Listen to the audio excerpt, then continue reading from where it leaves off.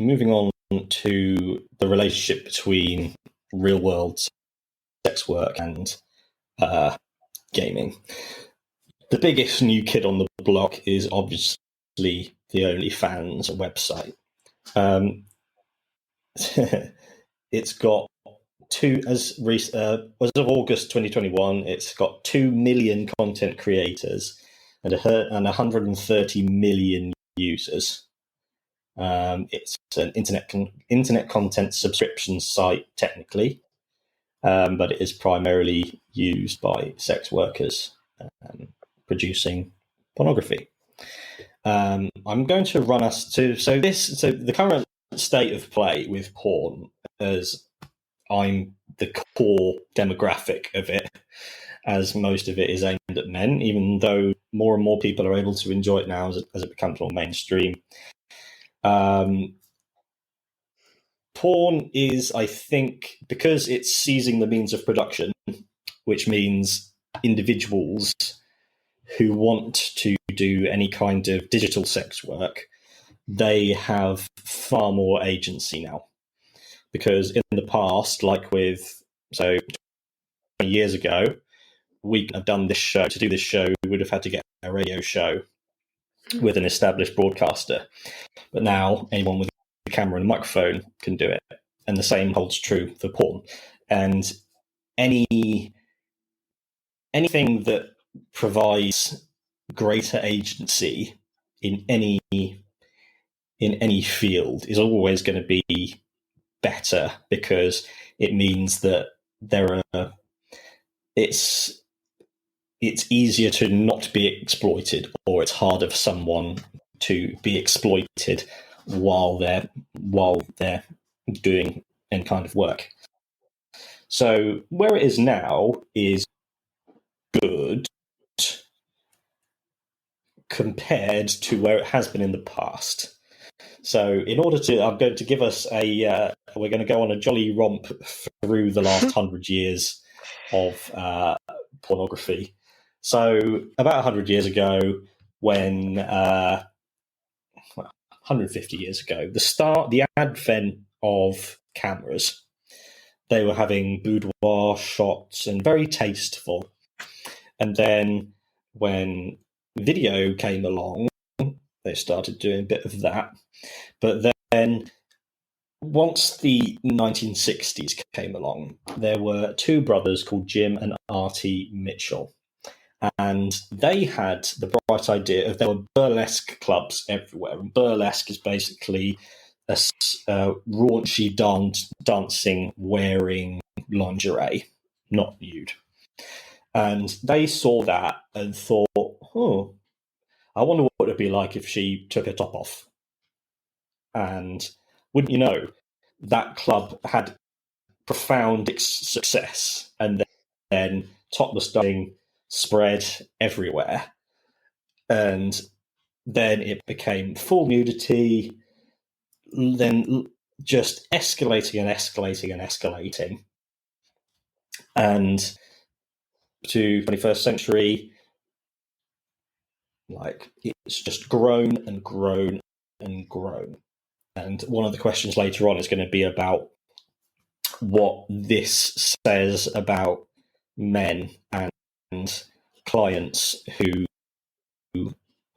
purchase anything related, and why it has been escalating out of control and continues to, even though the potential positive conditions are improving.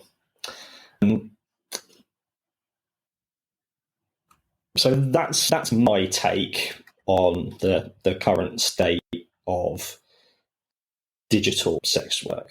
Do either of you have any thoughts on that? I can chip in on the history of sex work and porn and stuff. I was listening to a podcast the other day. Actually, it was a mashup of The History Fix and My Dad Wrote a Porno, and basically it was the My Dad Wrote a Porno team talking to Dan Snow about the history of sex, and they explored the Victorian era, which was really interesting in and of itself, because obviously that back then sex was massively taboo, but everyone was a little bit obsessed with it. So they had to find like it was kind of like readily available on the street, in the shop windows, that kind of thing. And they talked about like how they were doing photography, but they had to use the same studios as they just used for family portraits. So there'd be all these pictures of naked people in like quaint scenes of like family households and stuff, because they used the same studios. All sorts of things, but they weren't like obviously not photoshopped in any way. They weren't like buffered and bronzed. They were just naturally human people showing all their wrinkles and all sorts of different things. It was just very like, this person's got his chest out. It's a man with a hairy chest, look, that kind of thing. So it was very sort of interesting in the way that it shaped just how we view ourselves as humans, and like, I guess what's taboo in different time periods and things like that. It was just very interesting. But yeah, it's definitely changed a lot with the advent of digital platforms and digital porn and the agency, like you say, how it's in the hands of the person that wants to create it now, rather than distributed from like one particular individual or more. Yeah, that's all I wanted to add, really. Just that I heard an interesting podcast the other day about it. So yeah, I think it's like all of these things. It's a double-edged sword, isn't it? Because if you, the great thing about new technologies and the internet is that it enables people.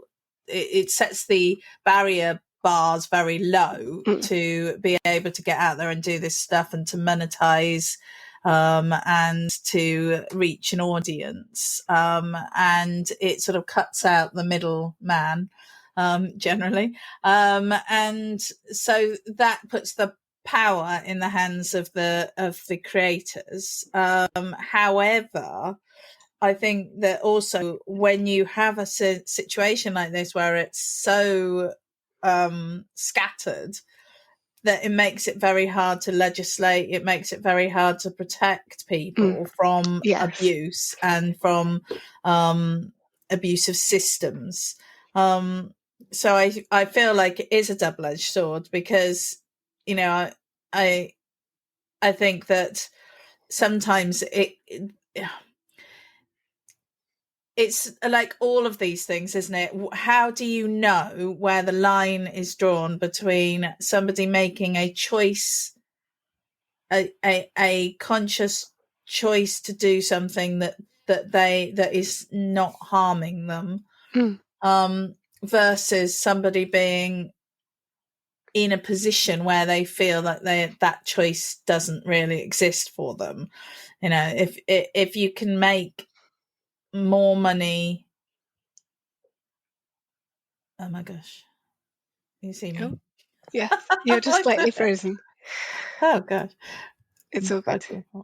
No, we can hear you still. So okay, so yeah, if you can make more money through sex work for less hours and all of that, and you do, is that okay, or is it not okay? How does anyone know? How can we possibly how can we say either way? How can they say either way? I think it's like all these things, like if everyone around you is doing something, then it might feel normal and okay, but is it normal and okay, and is it safe, and is it secure, and are you all right with that? And I think that's the problem that society has when it comes to sex work. And I think the problem with a site like OnlyFans is that it opens up those opportunities to all sorts of people, and there's no way to know how safe those people are. I think I need to restart, I'm afraid, because I think my graphics card has died. Oh. I'll see if I can talk until you reappear. Yeah, I will be back. I think that it's the point about comes down to your agency to consent to something, because yes, OnlyFans is a way that you can say, I can make money doing sex work, and I can do it from home. I can do it. A lot of them, they can do it anonymously. A lot of some of the most popular, successful porn, they're called verified amateurs, are anonymous. They don't do it. They don't show their face, and so that's possible. So it's got this entire avenue, which is 1 billion times safer than anything physical. And so that seems like a really good, you go, oh, that sounds like a really good prospect. So I was thinking I would do it. I wouldn't not do it. It's something that I have no problem with anyone doing it. And so yeah, that's where it is for me. So I think, oh, it's neutral. I don't need to do it. I could do it. There could be money there. It could be another source of income. Just think of another form of work. But when we take into account the system, and we live under capitalism and patriarchy, and that is the system under which we can consent, but only to a point. We work. Even if you love your job, you work because you have to work. And the more extreme capitalism becomes, the greater the wealth gap. For people working 40 hours a week on minimum wage with no like skills that will get them to a high-paying, secure job, there's the opportunity. You can just say to them, oh, why don't you just take your clothes off on OnlyFans and you make loads of money? And that sounds really, really good and really enticing. But the problem is the system that says you can use sex, you can either be yourself and try things the conventional way, or you can just take your clothes off and do that. So it's bringing up a lot of interesting thoughts, really. I was thinking there are some parallels with our episode that we did on sexual abuse and sexual violence in gaming spaces and online spaces, and how we keep those spaces safe and like moderate them, whether we need to moderate those spaces as well. And I think a lot of these things are relatively quite new, and I'm not sure, I don't know whether it's governing bodies or the websites themselves or just society as a whole. I don't think we, quote unquote, have got to grips with how to keep these spaces safe, whether we can keep up with what's happening online and how it's evolving, to even begin to put in place safety measures and things like that. Not to dampen down the subject, but I know that I think we discussed the online safety bill possibly coming in fairly soon, and that's been delayed, I believe. So again, there are inherent risks to obviously putting yourself out there online in any form, but particularly I think with sex work, it's something that we can't not talk about. And it's something that we should acknowledge as well, that there's this darker side to it and that there are risks and dangers involved. But And there's also the side to it where if we shut it down completely and say, oh no, it's not allowed, then that's just going to breed even more unsafe environments for it to continue in, if that makes sense. I don't know if it does, but yeah, it does, and it comes back to the point we made at the start, in that none of us, apart from you, Alex, know one person who has been in the industry, never been in it ourselves. We're not the ones who should be making legislation about it. No one has any business, apart from sex workers, working out what they need, what they want, and then in theory, government is supposed to deliver that for them. And sites like the what's it called? The English Collective of Prostitutes. You can Google any kind of site like that if you want to find out what policy and legislative positions sex workers are choosing. Bit of fun now, a little bit lighter. We're going to move on to the intersection between how games are being used by sex workers for sexual things that the game is not in any way intended to. I think you're going to enjoy, in particular, one of these, Jem. I'm a bit scared now.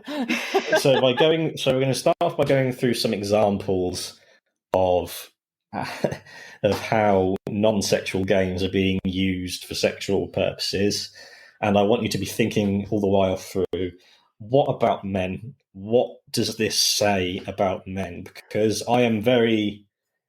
It's just like when we were talking about the idea of the alpha male. Yes. I've been ingrained. That's been like propaganded into young men like me to thinking it's normal. And I just said, "Oh, it sounds like a bit of a dick." I'm too in deep. So I want to know what you two think about, what the fuck does this say about men? As we go through this. So there are people called financial dominatrixes, and there's one named Kiara, and her clients get sexual pleasure by giving this woman control over their finances. That being dominated in a financial way. And for most, before the pandemic, again, another thing, working from home, it applied just as much to sex work as to every other job. She said she made most of her earnings through in-person meetings. Like she would walk up to the agree meeting place. She'd walk up, say, "Give me your wallet," take the money out, and then walk off. And that would give the man sexual pleasure. And hey, it's not hurting anyone. Each to their own. So there is that element to it. There's always the, hey, if it's between consenting adults and it doesn't hurt anyone. And again, Alex and I were talking about how much agency do you have in terms of giving your consent in this society? Like people say, "Oh, women, why don't you just say no to sex? That can get women killed." So how much agency can you have? But now, Jem, she spends a lot of time on Animal Crossing. Hey! And I don't think you and Caroline talked about this on your episode, but the subs can pay to go to Kiara's virtual island and carry out chores for them. Oh, Oh gosh, I might have to set up a. I know, right? Because my island is really She's abandoned onto at the something moment. there. She's onto something there. Yeah, it's just genius. It's just one of those things where, why the hell But not? is this it? Well, I mean, I'm not. I obviously don't know. They're saying that they're getting sexual gratification from this, but you know, is it sex work if there's no sex involved? You know, I mean, if you're just doing something that is there more? Stand by. We're 2 sentences away. Okay. And in Minecraft, you can people pay to shower them with diamonds and carry out grinding, in quotation marks, grinding tasks such as collecting resources. And yes. I don't know if you realise you can do this, but on Animal Crossing, you can spank someone with a butterfly net. No.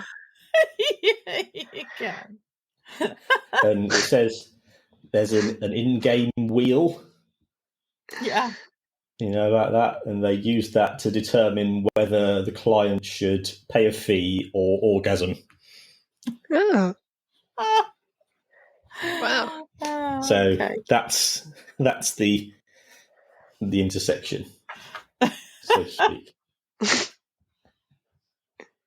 So that in terms of my porn literacy, that is not particularly extreme. It's what's the word? Bespoke. Yes. Hey. Again, assuming, I could be completely wrong, that you aren't as versed in the porn universe as I am. So what's your, Jem, we had a little bit of your reaction. What is this? Well, I mean, I think there's all sorts of things, isn't there? I mean, people have fetishes, all sorts of fetishes, and you know, she's obviously she's got that niche. Yes, definitely a niche market, and she's exploiting it, and more power to her for that. You know, I mean, I think this sort of scenario, I think, is the sort of positive end of the OnlyFans world. I think, yeah, because you've got, you know, it sounds like relatively safe, as safe as these things ever are, set up, and you know, there's no direct contact necessarily between the real peoples, and so I think, you know, that this is a sort of scenario that I'm uncomfortable with. I think it's interesting. Yeah, I mean, like I said, you know, where do you draw the line? Where does it become sex work? You know, because people can get off on, like I said, all sorts of things, and some of the time you don't know that that's what people are getting off on, and I don't know about, like, I mean, I know you did a definition at the start, and I'm not sure whether this would actually fall into that, because if she's distanced from any of that side of things, then, you know, how impactful is it? Although there's also, like, if you're thinking about, I don't know, and obviously sex isn't just physical. There's things like phone sex and all sorts of other sex. But would that fall under that kind of sex then? Or am I just, I don't know. Yeah, well, I mean, you've got like sexting, haven't you? And textual sex, and you know, I mean, that happened a lot in back in the mudding world. You know, there was a lot of descriptive sex going on various places and ways, and some of it was at times coded into the games. So there were sort of sex scenes and things that would happen in certain games, and some of it just went on between individuals, so I think, you know, any environment like that, you're going to get that kind of thing. I think this is quite I think using a game environment actually is a really interesting setup.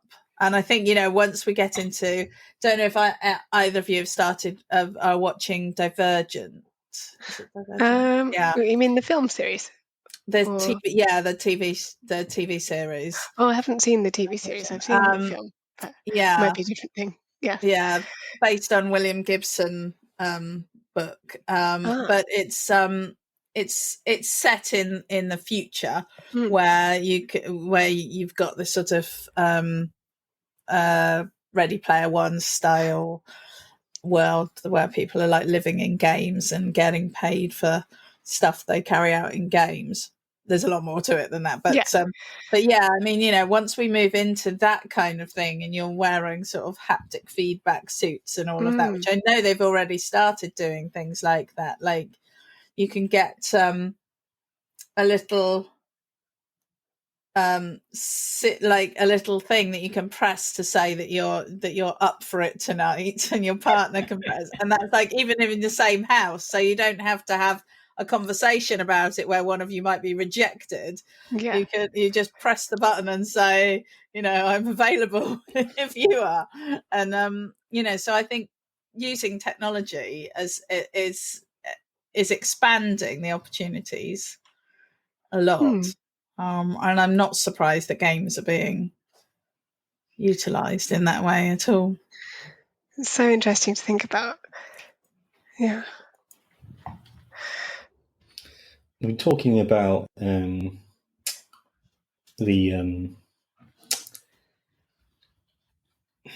social environment in which women, the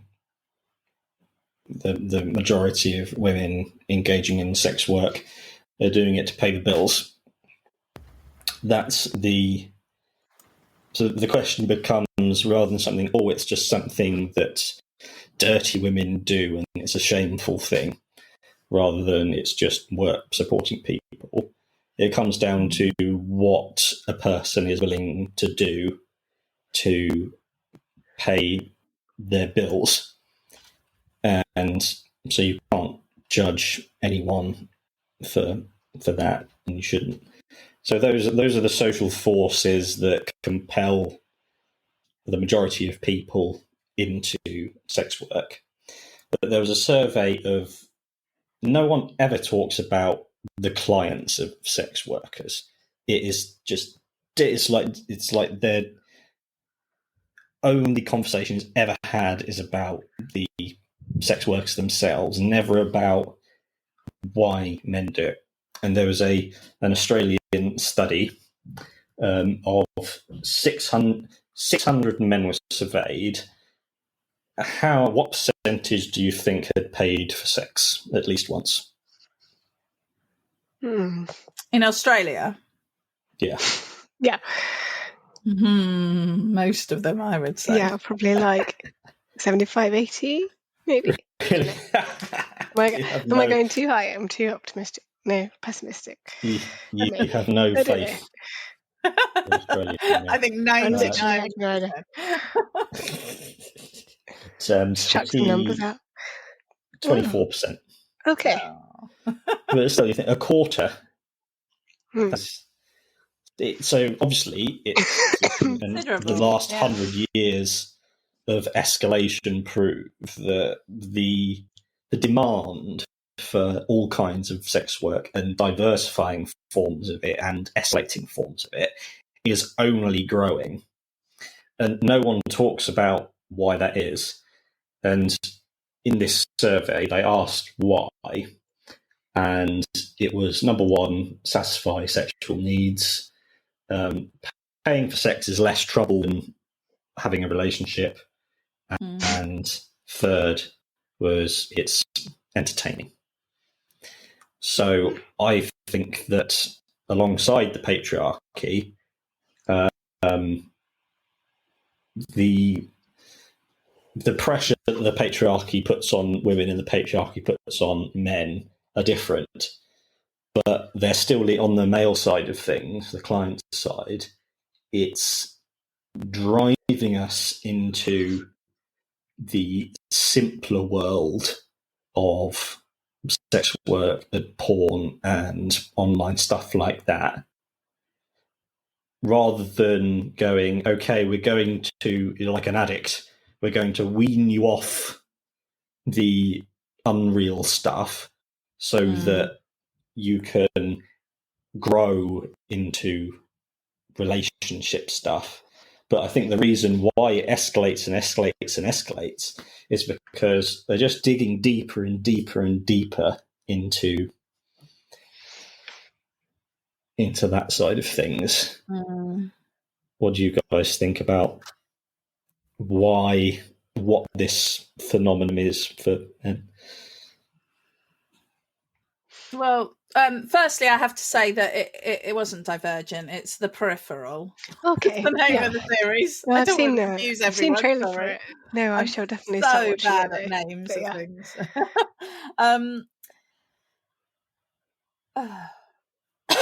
I'm gonna come back to me because I'm No gonna worries. pop. No, it's fine.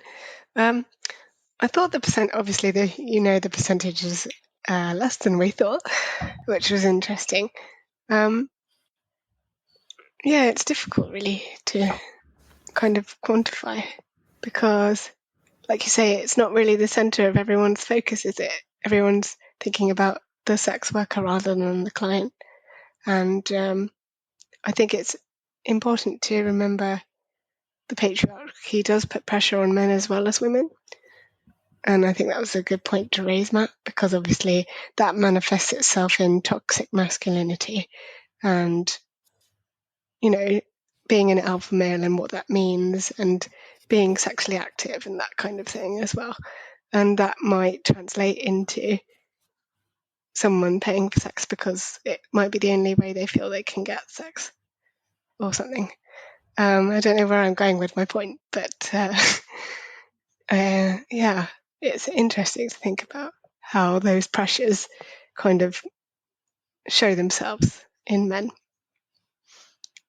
Yeah, I think that's really interesting, both what you've both said, actually. And I had sort of thoughts coming up and then shifting as you were both talking. So, which is one of the things that I love about these conversations. I think that it's really problematic, this myth that we have that men have to have sex, that they can't live without sex, and therefore it's not their fault, it's their right, their right to access sex. So if they can't find somebody who wants to have sex with them, it is their right to go and pay for it. And even though we live in a world largely in the West where prostitution and sex work is illegal in varying forms, we still have a huge industry that is, exists based on sex work. And I remember just a few years ago, there was figures coming out that were basically saying that sex work was propping up the British economy because of the massive amount of income that comes as a result of it. And, and yet we have this sort of prudish attitude to it that like, oh, it's so bad. And, only strange people do that. And that's, as Matt has explained, that is not the truth. It's not only strange people who are sex workers, and it's not only strange people who visit and utilize sex workers. And I shouldn't even use the term utilize because that's inappropriate as well. But it is a normalized thing in us that we react to as though this is an abnormal thing. And because of our attitudes to it, because of this conflict, I think it really does everyone a disservice, because men are not, do not have to have sex. They're not entitled to sex. No one is entitled to sex. But also, women are not only there to have sex with men when men want to have sex. Women are also allowed to enjoy and want and seek out sex. And yet we live in this society that sort of has this idea that men want sex and women don't, and I think this is extremely bad for everyone. I think we always talk about how the patriarchy and these in-ground situations are bad, but I think this is really problematic. And I think, when you add it in with all the toxic masculinity, it's this, and I hope that one of the positive things that comes through from having places like OnlyFans, which has reduced it, so it's allowing, normal people in their homes to access this industry. I hope that maybe it might unlock, sexuality for people who have felt that it was something that wasn't for them, because, I hope that if it has one positive thing, I would hope that it does actually genuinely empower women to, engage with their sexuality, or and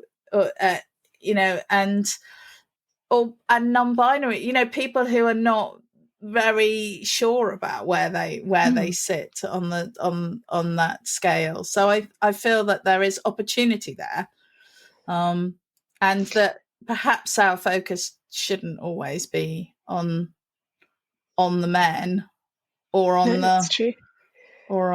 the worker. Maybe it should be on the wider issue. Yeah, it's the same for a lot of disabled people as well. On having the world of sex work online has definitely opened things up for a lot of disabled people as well. Or at least that's what I've come across in my work, and on the forum that I help manage. Because we have a section on sex and relationships, so that tends to come up quite a lot about online dating in general, mostly. But there's definitely been conversations around it, which are always interesting to manage. Different people have very different opinions, so it's always fun to try and weigh in on those. But yeah, it's such an interesting thing to discuss. So definitely. Yeah, it really feels like conversations like this are the way forward for everyone, because before thinking about this, it's so stigmatized and so taboo. You can't just think about it as it's just a normal thing that people do. And as with everything in a society, it needs to be thought through. The people involved need to be supported in arriving at policy and legislative positions that they like, that give them agency and safety and support. And that can't happen unless we're just talking about it and talking about it and talking about it. Exactly. Yeah, and I think that's enough. Enough for today. For now. Positive note to finish on. Yeah. I think men have come a long way from masturbating in cinemas, which has went on for decades and decades and decades. So OnlyFans, whatever today is, it is better than that. So that's thank you everyone so much for watching and listening as we explore this very interesting topic. You can find us releasing something every Thursday at 7 p.m. As always, if you're watching us, like, share and subscribe. And if you're listening to us, give us a comment and give us 5 stars on whenever you're listening to, because we want to get as much feminist gaming content into the eyes and ears of as many people as possible. So until next time, bye-bye. Bye. We hope you enjoyed that episode of Gaming the System. If you want to support us, you can donate to us through our PayPal by sending it to wearegamingthesystem@gmail.com if you want to send us a one-off donation. If you want to donate to us monthly, you can subscribe to our Patreon at patreon.com/gamingthesystem. Until next time, bye-bye.